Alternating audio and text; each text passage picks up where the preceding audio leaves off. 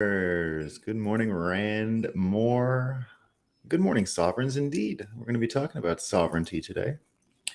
Beardy Day says Moscow Times. I got some good Moscow Times today. They're real good. Good morning. The title of this live alone deserves a like. Yeah. I gotta go on Twitter and you'll see the poem that came with it. I had my eyeball help me with the title today. I knew there was a rhyme somewhere in Bank Cartel, so AI is really good at rhyming, by the way, in case you guys didn't know. Boo Boo Bodacious, good morning, Bitcoiners. B for victory. Thank God it's Friday. We love Friday. I did a little Bitcoin buying yesterday, though. I got ahead of myself. So I had a little money and I couldn't wait for today. So today is not my DCA Friday. I DCA'd Thursday, but that's okay. Poet, artist Nolan Ranmore. Again, I had help from a cognitive boost. I had a cognitive boost this morning with an LLM. McTimmy, indeed, a good morning with the coffee. We got a lot of Guten Tags. We got some Buenos Diases. We got a lot of good mornings here. I was 2 or 3 minutes late. Grazie. We see. I forgot to, I was the last time we all got together 2 days ago. Do you think? Oh, fuck. No, I'm good. Okay, sorry. I thought I was muted for a second when I saw the quote. I forgot to read the punchline on Arthur Hayes's Twitter thread the other day about what he was doing with commercial real estate and the banks, because at the end of it, he said $1 million Bitcoin, Yahtzee. So ordinary Bitcoin, you reminded me to put the punchline in Arthur Hayes's tweet from the other day. P-Man Van asks, good morning, sun's up, when Montreal meetup? P-Man Van, I believe I will go to the Bull Bitcoin situation, not this weekend, but next weekend at Jerry Park. I saw that there was a Bitcoiner barbecue, so I'll probably be there. I retweeted it yesterday, I think, so my feeling is I'll be there. Probably. I got to go to Vermont this weekend to check on the house and start getting things ready and do a bunch of that stuff. Blah, blah, blah. See my family. I think technology is having a Nolan problem. Indeed. Stay humble and stack sats. Exactly. Ohio gozaimasu. We have from Bitcoin Graffiti, Ohio, an early breakup insider joke where we talked about saying hello in different languages. This would have been back in October. And Ohio, of course, the Japanese good morning. But you guys are not here for translations of good morning. You're here for just a little bit of proof of sunrise, right? I can guarantee I have a nice view here in Montreal where I am right now.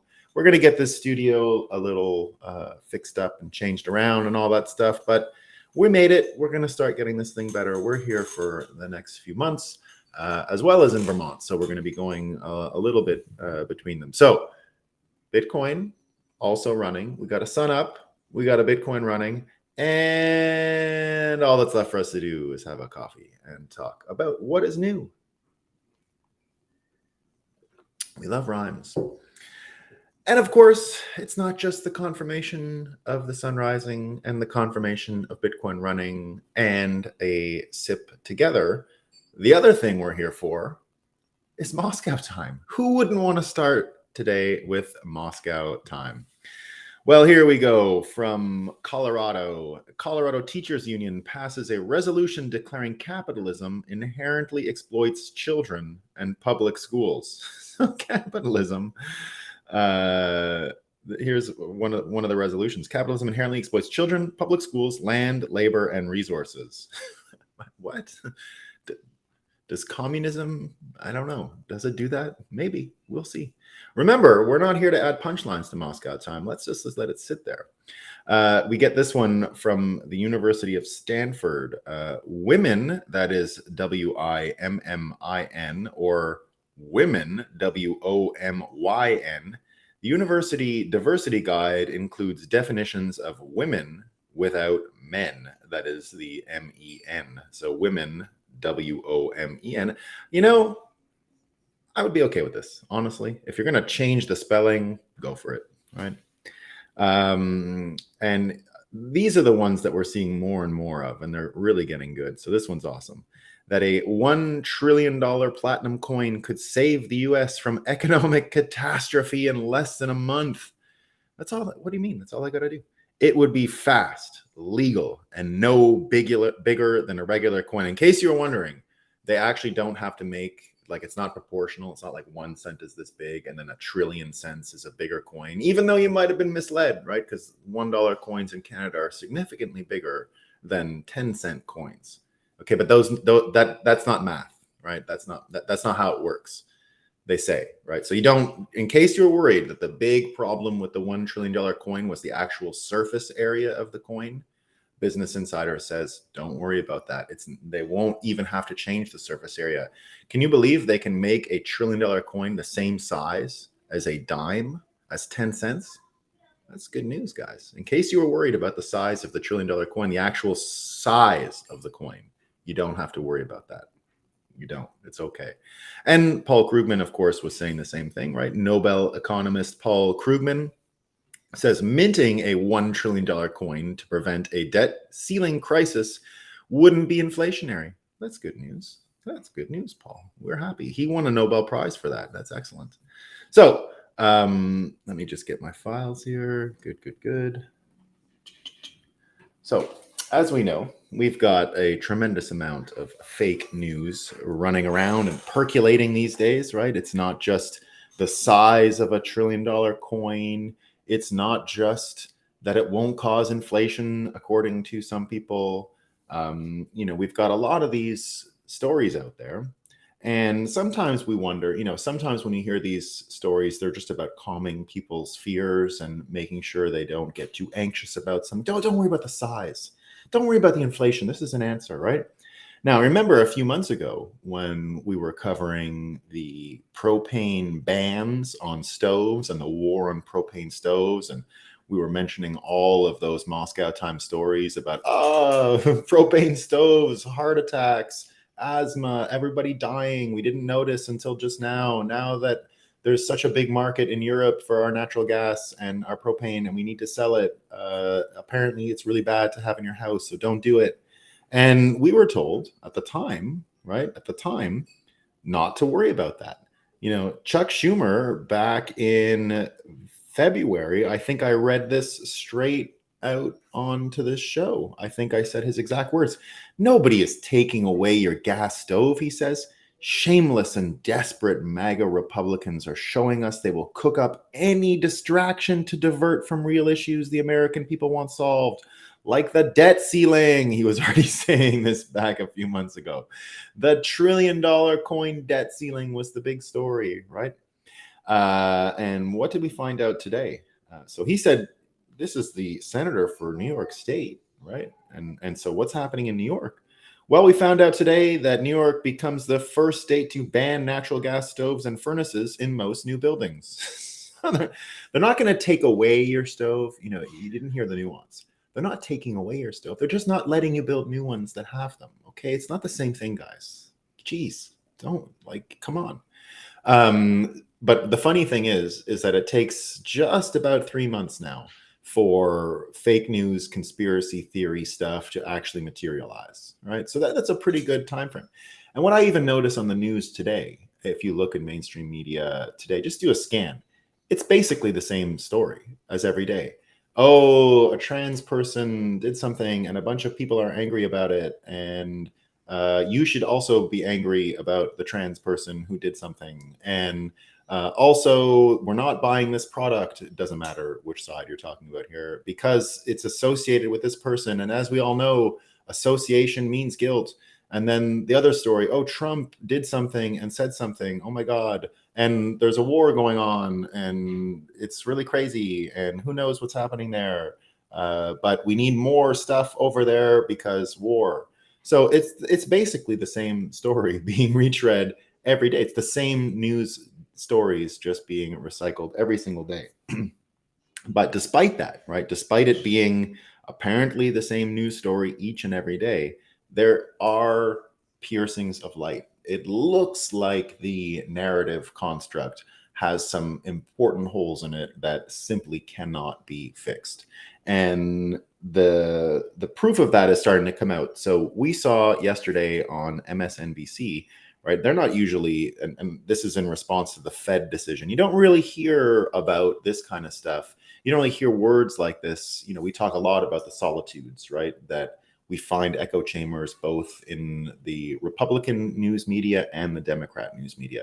We always talk on the trans issue on this show, not to incite you, just to show that the incitation of anger vis-a-vis stories that are not so consequential, right? Not so consequential happens on both sides, right? It happens on both sides of the aisle. It's not just Democrats that are being saturated with anxiety-induced talking points. It happens on both sides.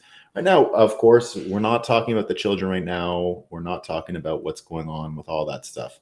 We're just talking about people getting angry and boycotting and getting all in a huff. Now, you can do that, right? But there's a lot of stuff going on in the world, and it's probably a distraction, is what we're always underlining here. So the distractions are on both sides. That's why I bring up the trans issue, not because it's a special issue in particular, just because I see a lot of the stoking of anger on one side using that basic outline of a story. It's the same story every single time. It never changes. It's always the same story. So it's rare that you get different talking points within these bubbles.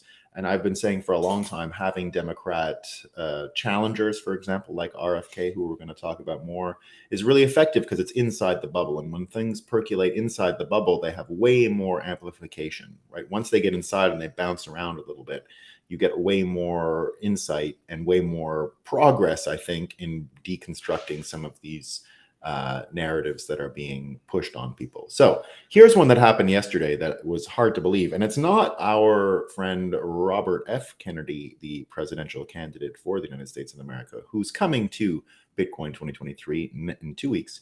It actually came from Senator John Kennedy. So there's a lot of code reuse happening today, right? A lot of code reuse out there. There's another Kennedy, in case you didn't know, Senator John Kennedy from Louisiana. He's got a really interesting style. He kind of does this, aw shucks, I'm too much of a rube, I'm just an idiot. And then he really does understand things. So he'll come at you right away after with a difficult point, make you explain something really complicated. But here he is. He was kind of all over the news yesterday, but here's one instance of him talking about the Fed decision on MSNBC. Again, stuff you don't hear much on that side, or pardon me, CNBC this time, not MSNBC, he's on CNBC. And he came out and said in this interview that the banking system is really a Ponzi scheme and that it can be destabilized by a few text messages, because he was talking about something we've mentioned before, bank runs in the era of Twitter and social media, and how fast and viral ideas of confidence or lack of confidence can catch on. And Saifedean, the writer of The Bitcoin Standard, celebrating its birthday yesterday, I think 6th or 7th birthday, I can't really remember. And here's the quote. A politician that really gets it. Fiat banks are just Ponzi schemes whose survival depend on their victims remaining oblivious to their reality. They're so fragile, they can be brought down by text messages. And that's kind of what we're seeing out there, right? We're seeing these kinds of stories gathering traction. It's kind of a crack in the narrative formation here that something like this is just being spoken about in the open. No one would have called the entire banking system a Ponzi scheme 10 years ago during the financial crisis. But we're at that point now where the mythology behind banking and its position in our economy is getting doubted more and more, and you're starting to see that point of view come in. And it's not just having an effect in banking, it's the overall narrative again that we're seeing, right? So one of the most interesting things that has come out of the past few days is, again, fact checking. We said months ago that just adding context, which is what Community Notes does, right? We've mentioned how different that algorithm is here many times. We described where it came from. It was a Taiwanese tool that allowed for this two solitudes, these two bubbles to break down, because it seeks out aggregate opinions, those opinions which are held manifest by either side of the polar equation, either side of the left-right solitude bubbles. That whole piece, that it surfaces widely held opinions and doesn't just reward upvoting and trolling and those kinds of things, that would just further cement the two solitudes, that it does so by seeking aggregate opinion and pushing it forward. We've said many, many times here, is going to have a much larger effect than people realize on the surface. And we're seeing it play out in real time. So here's some of the quick instances where this thing has been deployed very recently in situations that are really helpful, I think, for the overall narrative. So the first one you can see is that Twitter is even willing to do this to its own advertisements. So here's an Uber ad that got community notes. So the Uber ad is "earn like a boss." And the community note says Uber advertises "earn like a boss." However, in reality, Uber driver compensation averages less than $12 an hour, right? So that's a pretty important thing, that this is just being spoken about openly and is just sort of out there, right? We've seen the stories of the head of the teachers union in the United States. So the head of the teachers union has been getting fact checked at an unbelievable clip. So the Randy Weingarten, whose real opponent, Corey DeAngelis, we're going to have at Bitcoin 2023 as well. He'll be speaking with Saifedean about homeschooling and about the vital nature of getting away from the teachers unions in order to have more or less systemic narrative indoctrination through the public school system. So now this Randy Weingarten she's even like pinning tweets all the time where she's getting fact checked. And it's all about whether or not she wanted to shut schools down, because she's denying she was ever interested in shutting schools down. So she's getting fact checked constantly, right? And how about this one? Now, this is the president, Joe Biden. And Joe Biden has been talking about this debt ceiling thing that we predicted was going to be a big fiasco and a big waste of everyone's time. And it's the $1 trillion coin question and blah, blah, blah, right? So Joe Biden says the following in a tweet. He says, "America is not a deadbeat nation. We have never, ever failed to pay our debt, but MAGA Republicans are engaged in reckless hostage taking by threatening to force America into default. It's dangerous and it's wrong." So he ends up getting fact checked. And the community note says the United States has defaulted on its debts multiple times. And who do they cite? Who do they cite? They cited the Mises Institute. They actually cited Mises. So it turns out that the foundation of Bitcoin thought, that the foundation of Bitcoin worldview, right, which comes from the Austrian school, that we are dealing with a psychological engine, that we are seeing numbers, but there's no math involved, that we're really just dealing about confidence. We're dealing with the capacity of a system to create a fertile enough ground for commercial relationships to be formed, which help propagate a better future. So that whole frame is starting to get pushed into community notes. So imagine Mises being used as a reference in a fact check of the president of the United States. This is not a little thing that's happening. The entire capacity for narrative enclosure, for narrative consistency, for cognitive closure using narrative bias is falling apart before our eyes.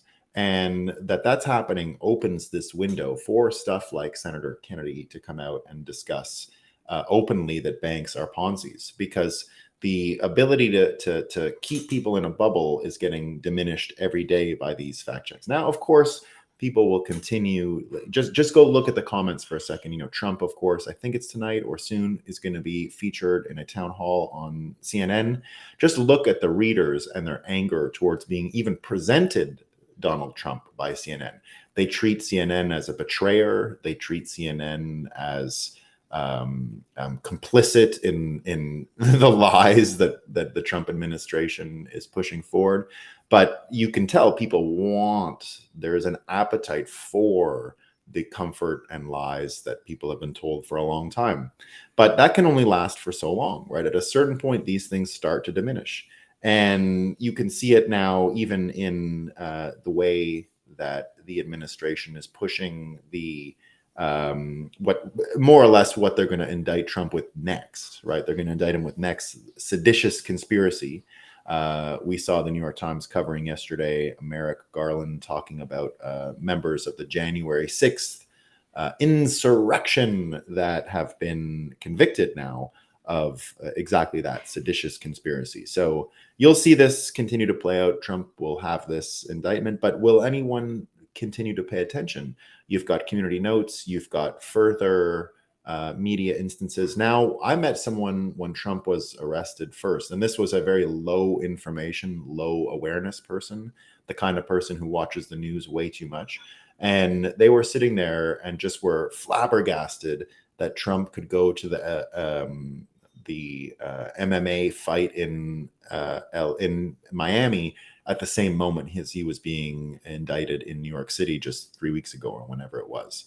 And this person thought it was like a mark of bravery on the part of, or stupid bravery, and that the audience members were really low IQ because they accepted this guy who'd been indicted, right? So this is a low information person who I didn't even try to correct. I was like, okay, sure, if that's your takeaway.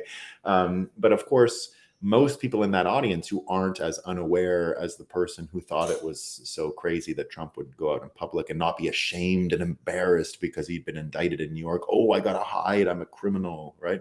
The people in the audience, of course, already out of the spell, not under the spell any longer. And were there because they saw Trump as defiant in face of this narrative onslaught, this narrative full court press that is on Trump right now. So when we see these things start to come around, when we see the narrative finally starting to leak and new instances entering these two solitudes, entering these echo chambers with new realities that seem to get a lot of amplification, could lead to a scenario where Marty Bent puts it, and I'll read you what Marty Bent says about all of this stuff. And he says, this feels like the end game. So Marty talking about everything that's going on right now with the $1 trillion coin, the war in Ukraine, and the difficult time America seems to be having getting through these current problems. And he says, I find it hard to believe there is anything that can be done to restore confidence in the system. No amount of backstopping, money printing, buybacks, consolidation, or world wars will be able to put this genie back in the bottle. And indeed, he starts talking about and quotes the Creature from Jekyll Island book that I'm always recommending people, right? That I'm always recommending to people.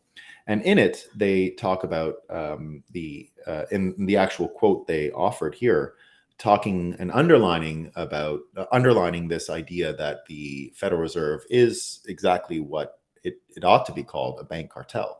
It wasn't called a bank cartel because it came about in 1912 after the war that Teddy Roosevelt waged on cartels, right? He went after Rockefeller and the oil cartel. He went after the train cartels. He went after any cartel that was in his way.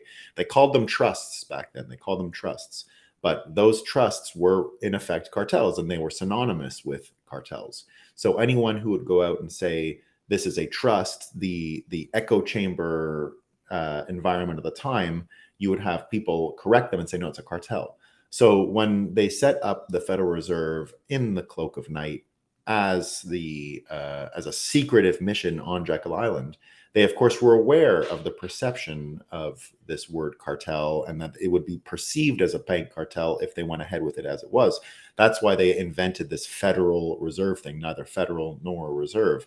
That was, of course, a distraction. That was using language to manipulate in order to get a different outcome. And some people at the time knew it, right? But those folks from their own mouths understood what they were doing. And there's a bunch of quotes in the Creature from Jekyll Island that was shared, that page that was shared by Marty this morning, that gets around that. So here's the hidden forms of control that they mention here. So they talk here, this was born as the concept of a cartel and a community of interest among businessmen in the same field, a mechanism for coming together as partners at a high level and to reduce or eliminate altogether the harsh necessity of competition. All cartels, however, have an internal self-destruct mechanism. Sooner or later, one of the members inevitably becomes dissatisfied with his agreed upon piece of the pie. He decides to compete once again and seeks a greater share of the market. It was quickly recognized that the only way to prevent this from happening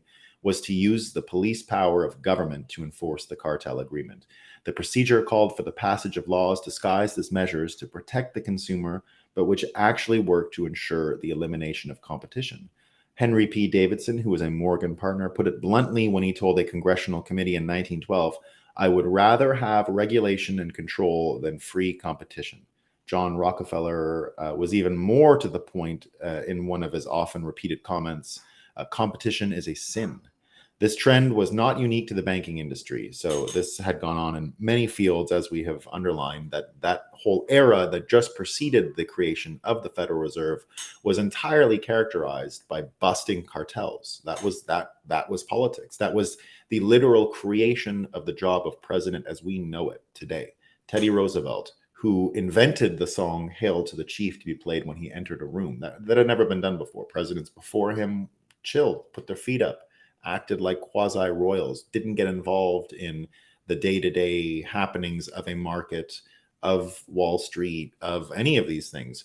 But the failure to provide any counterbalance to the creation of cartels is what caused Teddy to jump on that issue. He was treated as a class traitor, by the way, for doing this, because someone with his means shouldn't have been involved in the dirty business of both Wall Street and politics. Both of them were seen as low-class endeavors, by the way, back then. Having to be a traitor was the least aristocratic thing you could do, and it was not seen it was not venerated like it became years later. It was seen as a little bit better than a salesperson or something like that. It didn't have the kind of connotation that's come after the 1980s and the types of people who came in and the result of being a Wall Street person being synonymous with some of the highest paid people in the world and all of the extra attention that brought and prestige it brought. That didn't exist at the time, nor did any prestige exist for politics. This was Tammany Hall time, which meant that it was all crooked. You got a bottle of whiskey for voting the right way, and that was politics to a lot of people. So Teddy Roosevelt was seen as a race traitor for both instances. It was being a politician and a cartel buster. Both instances are what had him seen as not a race traitor, a class traitor. So we see these cracks now. There's all kinds of different fora where people are talking about them. The ability for these two solitudes to keep that stuff out is cracking. You see the information entering. You see conversations beginning. And again, that's what I said about having someone like RFK who's entering the Democrat fold speaking about this stuff. They can try and call him a conspiracy theorist, which I continue to welcome. I think he is the best person in the world to be called a conspiracy theorist, simply because the word was more or less invented to deal with people who questioned the assassination of his uncle, right? It wasn't really a concept. Conspiracy theorists did not exist before 1964. And from then on, it was clearly used for the purposes of this narrative control and to keep people from questioning things. And a little bit like what you see right now, you know, this whole...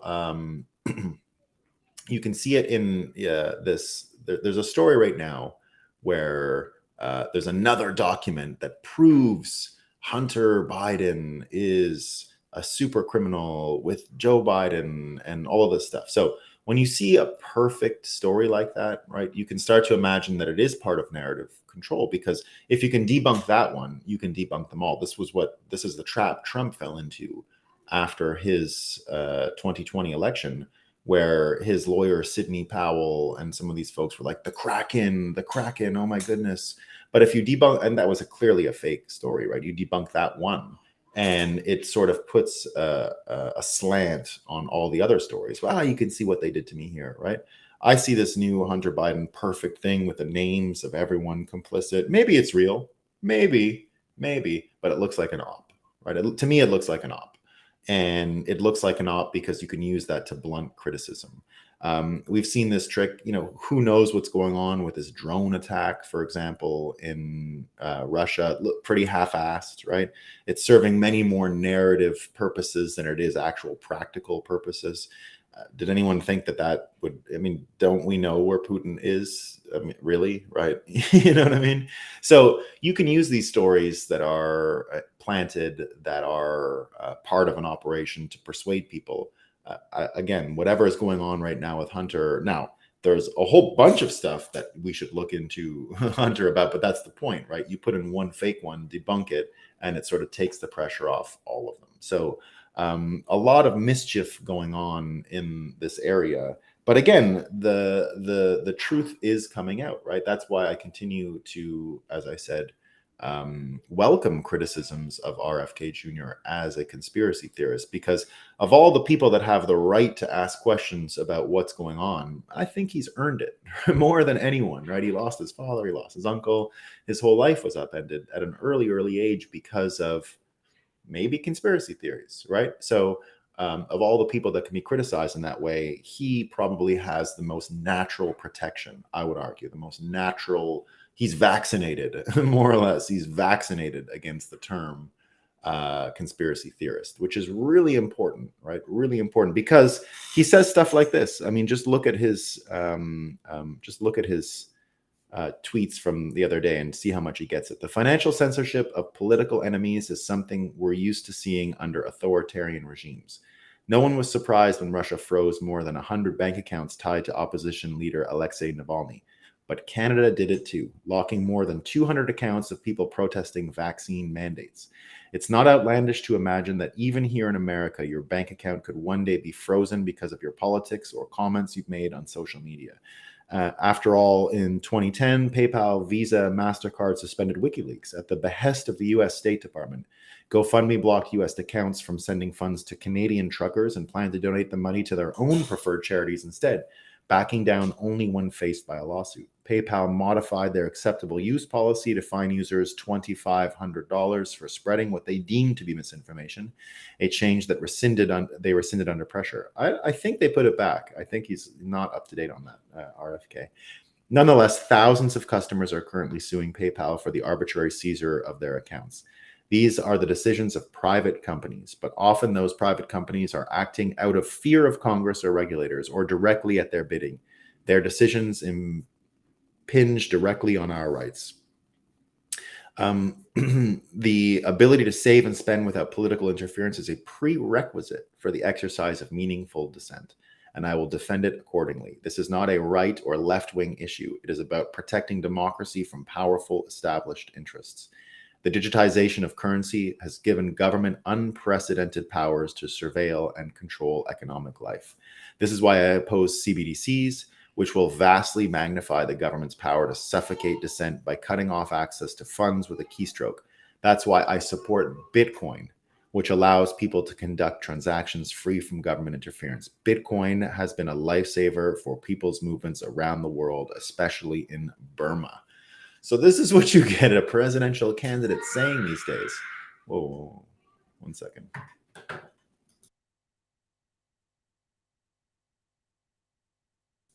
Got a yelling kids out there. So you start getting this narrative out there, and Jeff Kurdikis answered him. Anyone who campaigns on a platform of anti-CBDC, government control, and pro-Bitcoin / financial sovereignty is going to get a massive tsunami of support. We're at a crossroads, and this decision on how people access and use their money is critical. And Kennedy agrees with him. He says, agreed, Jeff. Monetary freedom is as important as freedom of speech. Without it, we are slaves. Now you get all kinds of people trying to smother him, right? So Russell Brand picking up on this, Russell Brand saying, Robert F. Kennedy has been smeared by almost every media organization reporting on his presidential campaign launch. But is there a reason they only focus on his medical opinions rather than a stance on things such as environmental issues? And I would say financial literacy. So he says again that he also came out yesterday defending Bitcoin's energy use as an environmentalist. This is massive, right?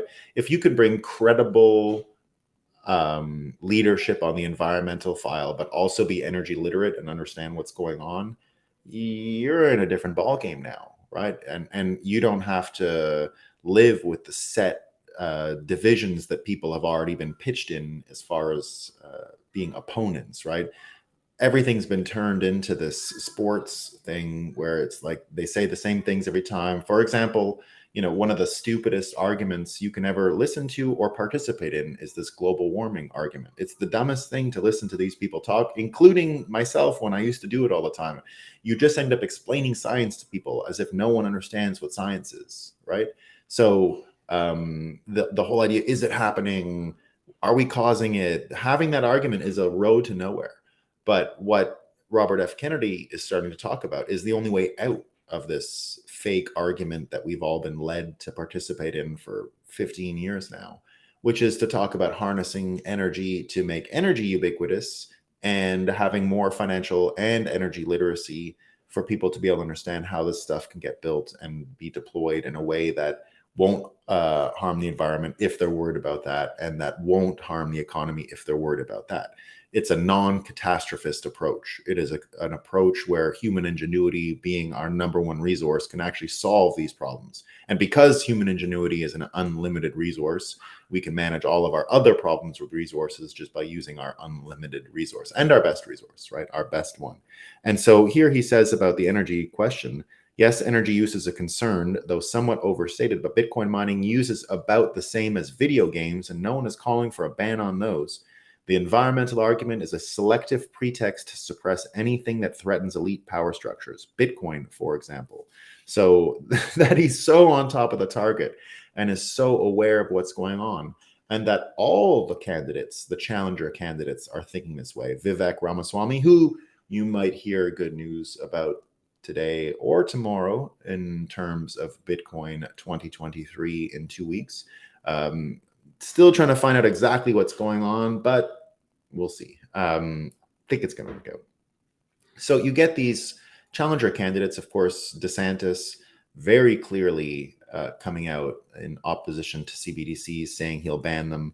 And these kinds of conversations now happening more and more out in the open show that this narrative control is slipping away very quickly, just as Marty said. But there's more good news, right? It's not just that. It's that the things we need to solve our problems, like nuclear energy, right? No one's going to win the debate. What is global warming happening, and are we causing it? And I mean, explain science to you, and you don't know about science, and then they say to you, you don't know about science, and you didn't read this, and you didn't read that. It's a dead end. It's a complete dead end, right? But the things that shake it up are everyone agreeing on nuclear power, for example. So when you saw AOC a few weeks ago, we mentioned it here, what a big deal that was, because again, you're inside the bubble. Her saying and advocating for nuclear energy from inside the bubble is a big deal.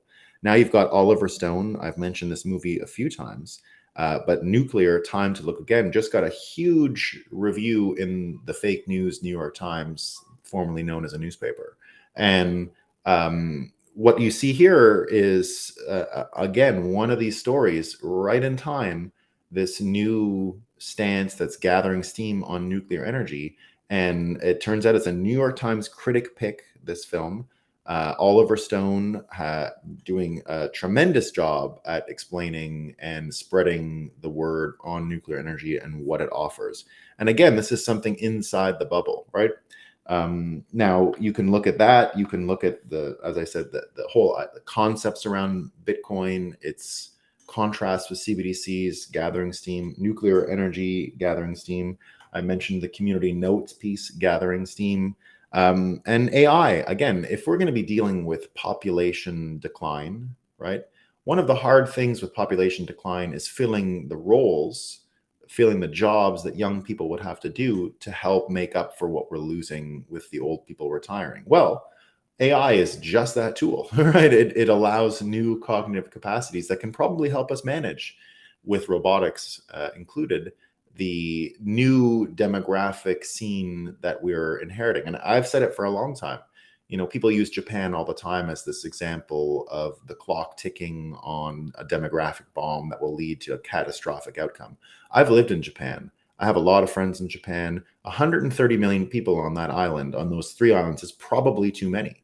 They don't have the greatest quality of life in Japan. Now, some do, right? Now, and Japan is mostly middle class. It is not a have and have not country. They have excellent financial class distribution, I would say. Not perfect, not perfect. They still have some problems, absolutely. But it is one of the more equal countries in the world, one of the more accessible countries if you have skills and talent that you can rise. There are some limitations, right? It is an old country, so they can still tell where your daddy's from when you talk, right? That's part of being an old country, is discriminating based on lineage, right? So they definitely do that in Japan. But why not Japan at 80 million people? Is it really a catastrophe if they have the capacity to make up for the shift in demographics? I would rather see everyone in Japan have access to two homes, like a country home and a city home. There's a whole bunch about quality of life in Japan that has to change. A whole bunch about quality of life, right? They work too hard. How many people there die of overwork? And it's all bullshit, right? I've worked in a Japanese law office, and the fella who owned the law office had lived in America. He went to Harvard and had worked in an American law office before. And he told me to set an example for the other lawyers in the office by leaving the office when I was done my work. So he said, if you come in the morning, get your work done and get out. I want you to show these lawyers, because it's killing productivity. Because what they would do is the following. They would arrive early in the morning, and they would all sit around until like 1 o'clock in the afternoon. And I'm not kidding. They would arrive at 8 a.m. and they would just be, oh, I was up so late working last night. It's so hard. Oh my God. And they would all talk like that. And then, the owner of the firm, he's got a life, he's got a yacht in the bay, he would golf, he would do all these things. And then he would come at 1, and they would all run back to their offices and start working, right? Their cubicles, and they start working really hard.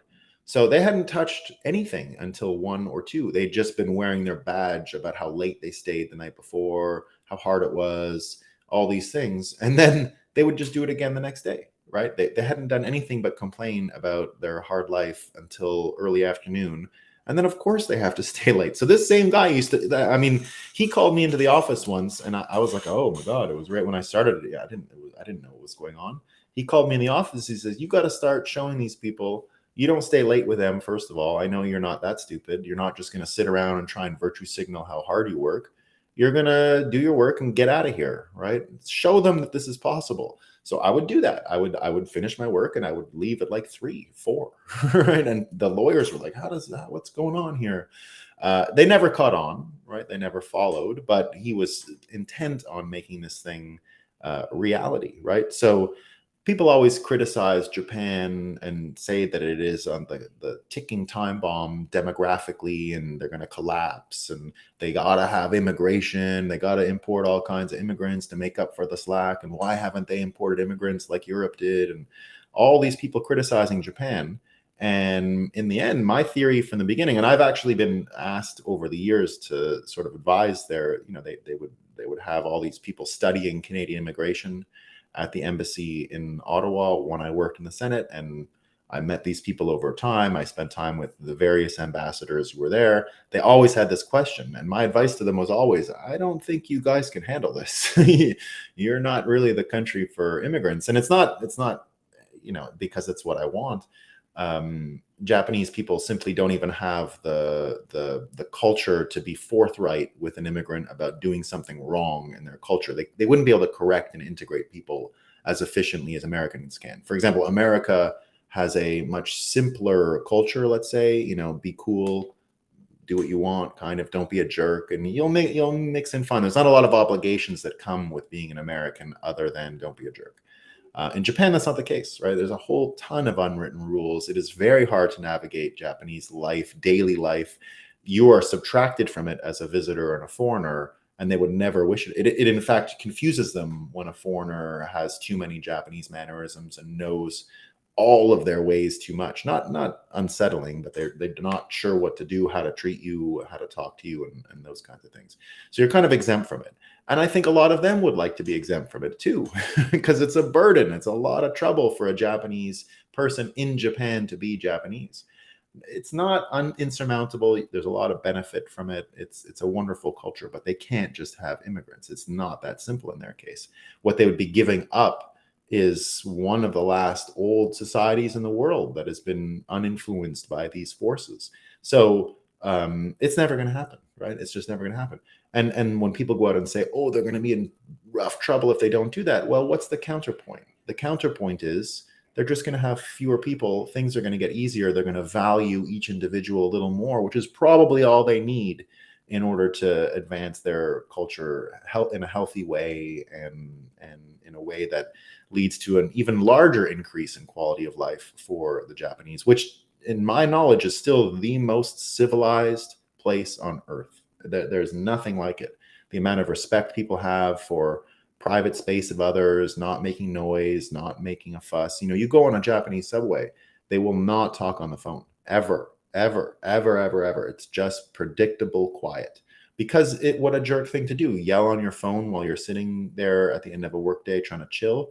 They would never impose like that. It's not even possible. So it's those little things, those little considerations, those hundreds of years of history of living in cities together and learning what it's like and what it takes to get along without fighting is why they are the most civilized place in the world, the most considerate and the most thoughtful. And people want them to abandon that because they're worried about their demographics, right? Well, in the end, I think they're going to be fine. And I think the tools that are coming up here, like I said, they've fully embraced nuclear energy. They're not going to have any nuclear energy or any energy problems at all, zero going forward. They're clearly ahead in Bitcoin in many ways, right? The people there have for a long time understood the problems with their own central banking. And now with AI, although AI very poorly trained in languages other than English, I imagine they'll be able to get some breakthroughs over there, and we'll be able to apply it to their incredible robot technologies that they've been leading the world in for many years. And right away, boom, you can understand how we can navigate this demographic change in a way that will make everyone better, right? And, even compared to what's going on in Japan, take a country that for many years was deemed not the most civilized, El Salvador, right? El Salvador, by the way, means the savior, right? So El Salvador means the savior, named after Jesus Christ, obviously. And if you look at what is going on in El Salvador, just yesterday, Bukele finally did the tax change, right? So Bukele came out yesterday, and let me just find it, did the thing that we've all been waiting for him to do, which is the following. He has eliminated all taxes on tech innovations, software app development, artificial intelligence, computer and comms hardware manufacturing, and income, property, capital gains, and import tariffs are all gone, right? This is a country playing the jurisdictional arbitrage game predicted in The Sovereign Individual. This is a country stepping up at a time when these pockets are required, right? So look at what's coming up to meet the challenge of our times. Nuclear energy literacy, media literacy through these new tools, financial literacy through Bitcoin and all the P2P meetups and all of that culture that's helped bring us there. The El Salvador situation, so that we guarantee there is some place where we can use jurisdictional arbitrage. More coming, I would imagine.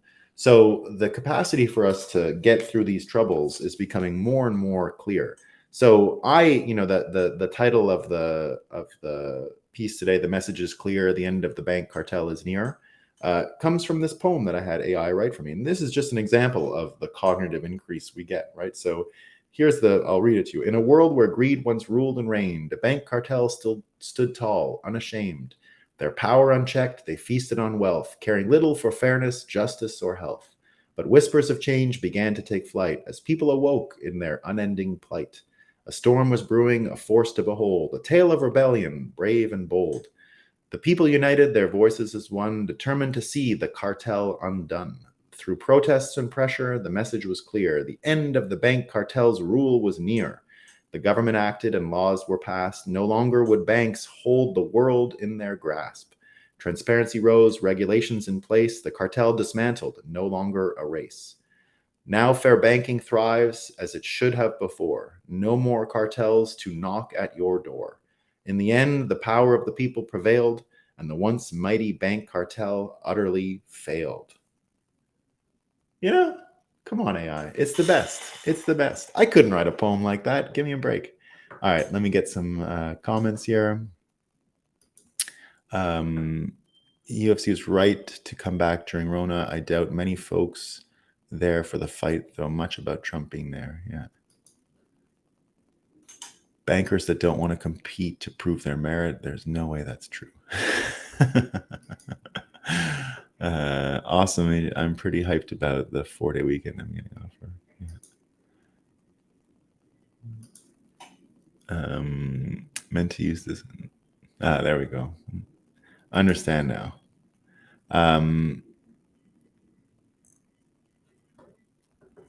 Yeah, Phil McCombs with the Kennedy 2024. Indeed, it's he's got a lot of energy, man. I'm loving the energy.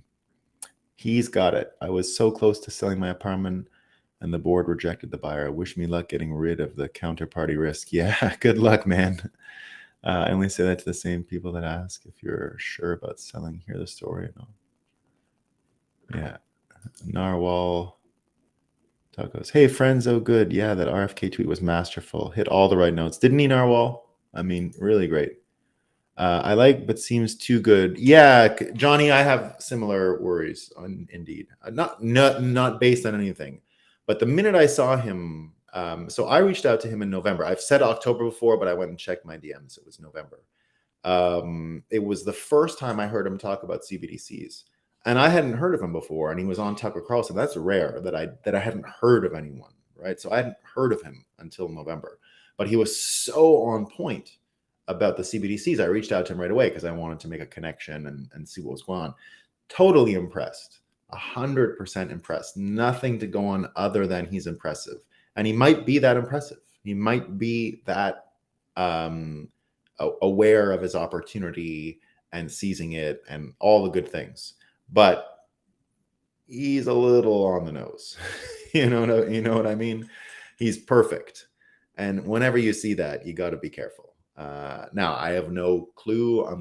I hope to meet him in 2 weeks in Miami, and I think I will. Looks like I will. This is not something I keep at the forefront of my thoughts when I think about him. I have a thought in the back of my head that still asks, where does he come from? Where did this come from? Right? I don't know. I could be totally wrong. Although I did meet, this is actually a recent intel. So in Texas, an old friend of mine who worked for CoinDesk, he's a developer there, and a smart guy, total lefty, right? Total lefty, total like old Elizabeth Warren fan. But you got to be friends with everybody if you're going to learn about what's going on in the world. I don't get all hot under the collar, and I appreciate him because he is one of those people that I would say is more socialist and left-wing minded, but who doesn't vilify everyone on the other side. He's capable of an adult conversation. His IQ is high enough that he can not think you're a racist and all these things just because he's been told that that's what you are by the mainstream media. So all that aside, he went to high school with Vivek, and I had a bunch of questions about Vivek in high school, and they all passed. They were on Model UN together, and he's exactly what he looks like. He's just this Model UN kid that was involved in everything and had an opinion on everything and argued with everyone about everything and was an all-around, all-American joiner of pep and rallies and stuff in high school. And so that checked out for me, that he was that person already in high school, and that this guy knew him throughout high school. They weren't best friends or anything, but they interacted and did a bunch of stuff in that way.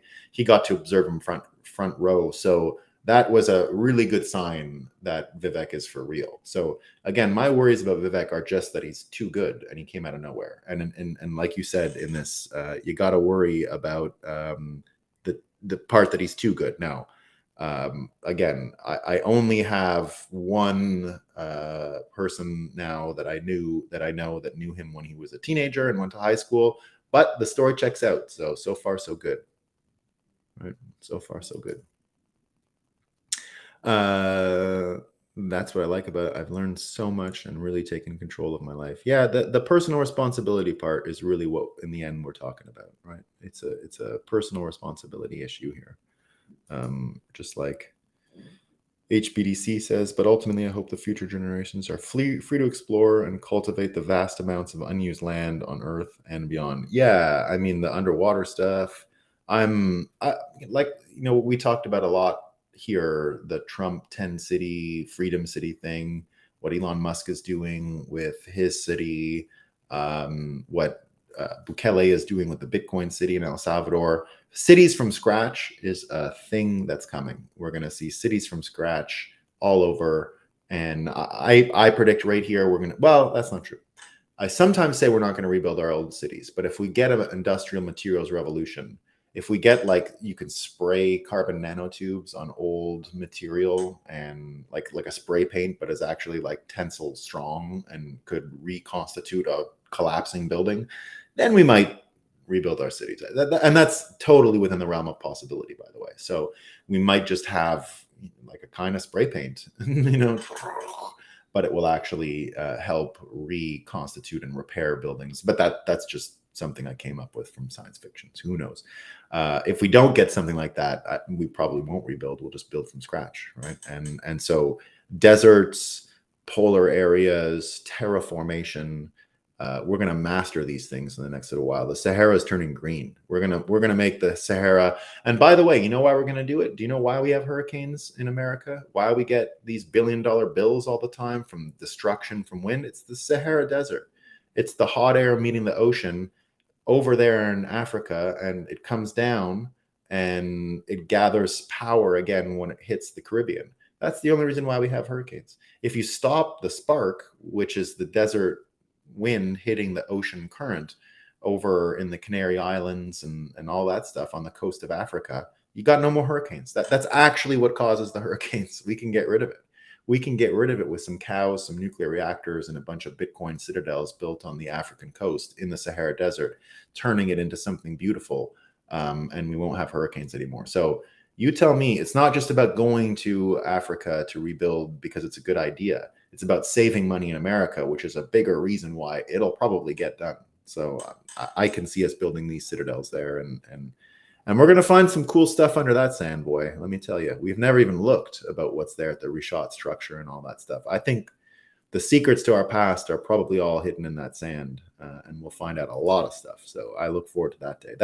That's what you get to look for in the golden age of a Bitcoin standard: the excavation of the Sahara Desert and proof of whatever happened in time immemorial that has been lost to our amnesiac, narrative-controlled history. If you thought the news was fake, wait until you get a load of history, guys. Way faker than the news. We can't even Moscow time how fake the history that we've been fed is. It's terrible. And you can see it now. I mean, look at what they're trying to do with Trump and January 6th. This is an example of how history gets so easily distorted. So Johnny's always wanted to visit Japan. You should go. It's the cheapest country in the world to visit, that I can tell. And I mean, literally the cheapest country in the world. I can't think of a cheaper place. You can stay in gorgeous, what you would consider a 4-star hotel in America for $50 a night. You can get an unlimited bullet train ticket here in America for Japan for $250 for the week. The food is cheap. You can spend $10,000 on dinner, but you can still find everywhere a $5 lunch, like, easily, and the best quality $5 lunch you've ever had. There is no country cheaper than Japan to visit. There isn't. It's just by far. They haven't had any inflation since the 90s, right? So everything's priced in the 1990s. I got a vending machine there once that's 30-cent drinks, 30 cents. You can't find that anymore in America. So they would wish for inflation over there. I generally have a hard time going back to being a software dev because of the very thing. Might be forced for a bill to get rid of this apartment, but the same thing happens except on Slack. We hate Slack. Instead of solving problems, you play games with tickets and pretend the next innovative process will be the final replacement. Yeah. Micromanaging. I thought it was called after Satoshi Nakamoto. I'm not sure. I'm a little behind in these comments, so I'm missing some stuff. How big is Bitcoin in Japan, by the way? I hear nothing from them. Maybe because I can't read Japanese yet. It's big. It's the culture for a long time has promoted day trading and financial literacy. So there are a lot of people there who want to hedge against the yen. So that alone brought it into the forefront. There's a lot of people in Japan who understand the failings of their central bank. It's not ubiquitous, but there's a reason why Noster, for example, I don't think it's been announced yet, but they're going to be doing their next event in Japan. And the reason is a lot of Japanese users. Just that's it. A lot of Japanese users. So I don't know the exact numbers. I ask Japanese people all the time. Some say it's everywhere. Some say it's nowhere. I've been there a few times, but that's it. Michael Knowles say they are friends, so I don't know what that means, but glad to know I'm not the only one that feels that way. Well, I missed what that's going on. We're chatting when I do get to join y'all in the mornings. Just my way of sharing. Appreciate it. Thanks a lot, HPDC. We love it, man. I'm totally fine with all these comments. I got to go a little quicker though, because we're going to be doing comments all day. In a meta sense, the way I see it is the better our ability to break things down to their base components and repurpose to newly desired purposes will be the ones that are able to decentralize and ultimately win. Yeah, I think that's a fair way to see it. I think that's a fair way to see it. That's climate change I can get behind. Yeah, we love terraformation.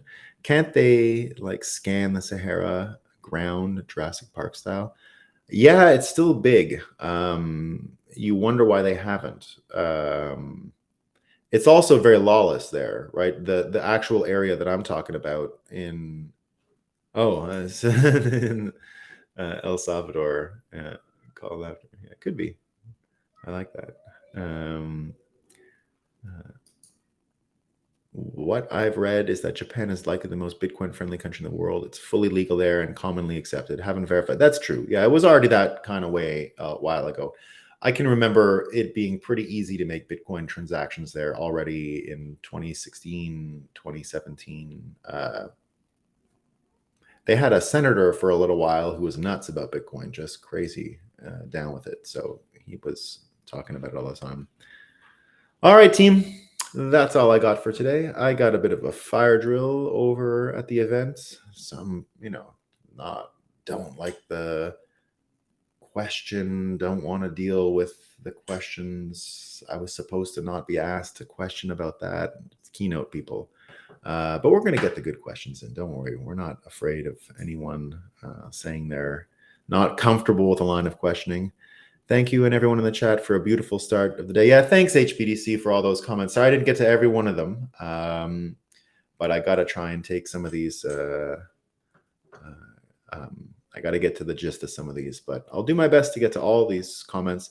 I still don't know why some of these don't load up into the show after. I would love to have them. I don't get what I do wrong, but anyway, we'll figure it out. Peace, everyone. See you tomorrow. Thanks for your